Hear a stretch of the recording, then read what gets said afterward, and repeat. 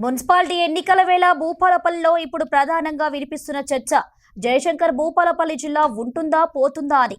BRS కూడా దీనిపైనే అధికార కాంగ్రెస్ పై విమర్శనాస్త్రాలు గుప్పిస్తుంది.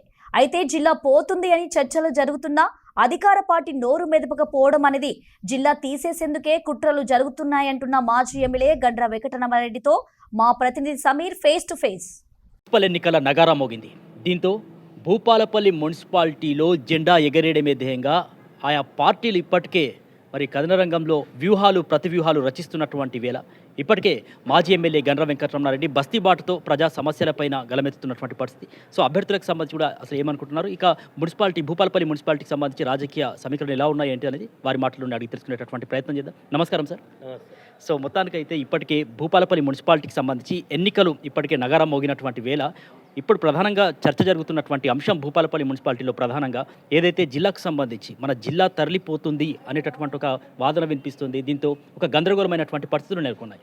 So అసలు క్లారిటీ ఏంటి? బీఆర్ఎస్ పార్టీ తరఫున మీరు కూడా అనేక సార్లు చెప్తా ఉన్నారు, జిల్లాకు సంబంధించి అసలు కుట్ర జరుగుతుందా లేకపోతే ఇది బీఆర్ఎస్ సంబంధించి ఒక ప్రచారాస్మా, ఎట్లా చెప్పవచ్చు?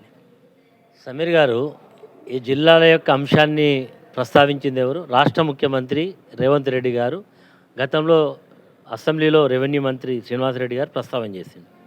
మొన్న మన మేడారానికి వచ్చినటువంటి క్యాబినెట్ మీటింగ్లో వారు ఏమన్నా జిల్లా సమగ్రాభివృద్ధి గురించి ఇక్కడ ఉండేటువంటి అంశాల గురించి వారు క్యాబినెట్లో చర్చించకుండా ఈ జిల్లాల యొక్క ఏర్పాటు అశాస్త్రీయంగా జరిగింది, ఈ జిల్లాలను కుదింపించాలి అనేటువంటి అంశంతో క్యాబినెట్ నిర్ణయం తీసుకుంది. దానికి అనుగుణంగానే ఒక కమిషన్ ఏర్పాటు చేస్తాం, రిటైర్డ్ చీఫ్ జస్టిస్ ఎవరినో పెట్టి చేస్తామని.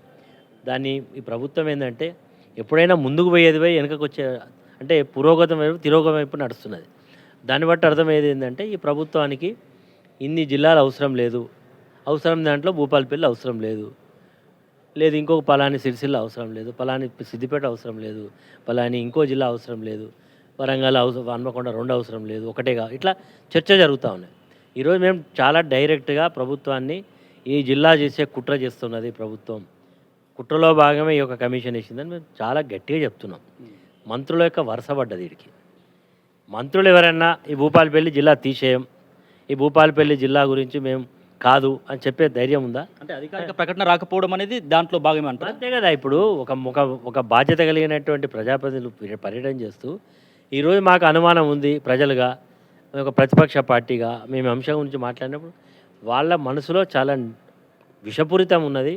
ఇన్ని జిల్లాలు అవసరం లేదు, కేసీఆర్ గారు చేసిన దాన్ని ఏదైనా కేసీఆర్ గారు రైట్ అంటే మేము లెఫ్ట్ అంటాం, కేసీఆర్ గారు జిల్లా చేసిన మేము రద్దు చేస్తాం అనేటువంటి తత్వమే తప్ప ఏమి లేదు. ఈ జిల్లా ఒకవేళ తీసేసే పరిస్థితి వస్తే మేము ప్రజల పక్షాన పోరాటం చేస్తాం. ఈరోజు భూపాలపల్లికి కల వచ్చింది, ఈ గుర్తింపు వచ్చిందంటే ఒక జిల్లా వల్లనే వచ్చింది. లేకపోతే భూపాలపల్లి ఒక గ్రామ పంచాయతీ ఒక జిల్లా కేంద్రంగా ఎదిగిందంటే ఈరోజు 10 ఏళ్ళు అయిపోయింది. జిల్లా ఏర్పాటు కూడా ఏదో నిన్న మొన్న కాదు, 10 years అయిపోయింది. కలెక్టర్ ఆఫీస్ వచ్చింది, కట్టుకున్నాం, ఎస్పీ ఆఫీస్ కట్టుకున్నాం, కలెక్టర్ ఇక్కడ 10 ఏళ్ళ నుంచి సర్వీస్ చేస్తూ ఉన్నాడు. ఈ టైంలో ఈ జిల్లాల యొక్క అంశాన్ని తెరలేపడమే ఇది ఒక కుట్రలో భాగం. కాబట్టి ఈ ప్రభుత్వానికి ప్రజలకు ఒక మంచి సదవకాశం ఇది. ఒక ప్రభుత్వాలకు వ్యతిరేకంగా పోరాటం చేయాల్సిన అవసరం లేదు, ధర్నా చేయాల్సిన ఓటు రూపంలో ఈ ప్రభుత్వానికి వ్యతిరేకంగా మీరు ఈ అంశాన్ని ప్రస్తావించారు కాబట్టి దీనికి అనుగుణంగా మేము వ్యతిరేకంగా ఓటేస్తున్నాం, దీని ద్వారానే మా హెచ్చరికను పరిగణలో తీసుకోమనడానికి రాష్ట్ర ప్రభుత్వం ఒక మంచి అవకాశం ఇచ్చింది. దీని మీద ప్రజలను ఎడ్యుకేట్ చేస్తాం, ఆ దిశలో ప్రజలను నడిపిస్తాం. ఈ ప్రభుత్వానికి వ్యతిరేకంగా రేపు ప్రజా తీర్పు రావడానికి మేము ప్రయత్నం చేస్తాం. సో దానికి రిజర్వేషన్ల పరంగా మనం మాట్లాడుకుంటే పోటీ చేయాలనుకునేటువంటి ఆశావాహులు కూడా రిజర్వేషన్ దక్కకపోవడంతో కొంతమంది అసంతృప్తిగా ఉన్నటువంటి పరిస్థితి. సో బీఆర్ఎస్ పార్టీ నుంచి దీన్ని ఎలా అధిగమిస్తారు, ఓవర్కమ్ చేస్తారు? చాలామంది ఆశావాహులు రిజర్వేషన్ దొరకక కొద్దిమంది, అనుకూలంగా రాక కొద్దిమంది, వచ్చిన దగ్గర ఎక్కువ పోటీగా ఉండడం, ఇవన్నీ కూడా ఉన్నాయి. చాలామంది ఆశావాహులు మాకు అవకాశాలు కావాలని ఎదురు చూస్తూ ఉన్నారు.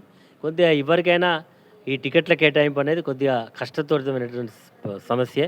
అందరినీ మెప్పించి ఒప్పించి అందరినీ మనసు తృప్తిపరిచేటువంటి ప్రయత్నం చేస్తున్నాం. ఇప్పటికే అందరితో మాట్లాడుతున్నాం. తప్పకుండా ఇవన్నింటి కూడా అధిగమించి మా పార్టీ తరఫున సింగిల్ క్యాండిడేట్ని పెట్టే ప్రయత్నం చేస్తాం. సో మిగతా పార్టీలకు సంబంధించి కూడా మనం మాట్లాడుకుంటే పోటీ చేసేటటువంటి అభ్యర్థులు కూడా మేము స్థానికంగా ఉన్నాం, బలంగా ఇక్కడే అందుబాటులో ఉంటామని చెప్పి ప్రచారాలు చేసుకుంటున్నారు. సో దీన్ని ఓవర్కమ్ ఎలా చేస్తారు సార్ పార్టీ?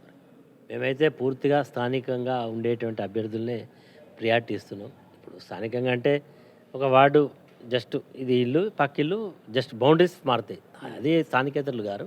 అట్లాంటి ఏమన్నా చిన్న చిన్న వైలేషన్స్ ఉంటే వాటి నెగ్లిజిబుల్, దాన్ని పట్టించుకోవాల్సిన అవసరం లేదు. కొద్దిమంది ఇక్కడ ఓటు ఉంటుంది, ఎక్కడో ఉంటారు, ఏదో ఎలక్షన్లు వచ్చినాయి కాబట్టి కనబడి గెలుద్దాం అనుకుంటారు. అట్లాంటి వాళ్ళు స్థానికేతరు లేదు. భూపాలపల్లి పట్టణాన్ని పట్టుకొని ఉండే వాళ్ళందరూ కూడా స్థానికంగానే మనం పరిగణించాలి. వాడు అటు ఇటు ఉంటే కానీ ఎక్కడో ఇక్కడ ఆయన పోయి పుల్లరామపల్లె సంబంధించిన కాసింపల్లె చేస్తే స్థానికేతరులు అవుతారు. కానీ అవన్నీ కూడా దృష్టిలో పెట్టుకొని మేము పార్టీ అభ్యర్థులు ఎంపిక చేస్తున్నాం. సో ఫైనల్గా బరిలోకి దిగుతున్నటువంటి మున్సిపాలిటీ ఎన్నికల్లో బరిలో దిగుతున్నటువంటి గులాబీ అభ్యర్థులంతా కూడా ప్రజాబలం వాళ్ళనే దింపుతున్నారని చెప్పుకోవచ్చా? ప్రజాబలం ఉన్న వాళ్ళనే దింపుతున్నాం, ప్రజాబలం ఉన్న వాళ్ళనే ఎంపిక చేసినాం. గతంలో నేను బస్తీబాటలోనే సెలెక్ట్ అండ్ ఎలెక్ట్ విధానాన్ని చెప్పిన. మా పార్టీ క్యాడర్ అంతా కూడా ఒకరిని సెలెక్ట్ చేస్తే వారినే పార్టీ అభ్యర్థిగా పెడుతున్నాం, వారినే గెలిపించడానికి మేము ప్రయత్నం చేస్తాం.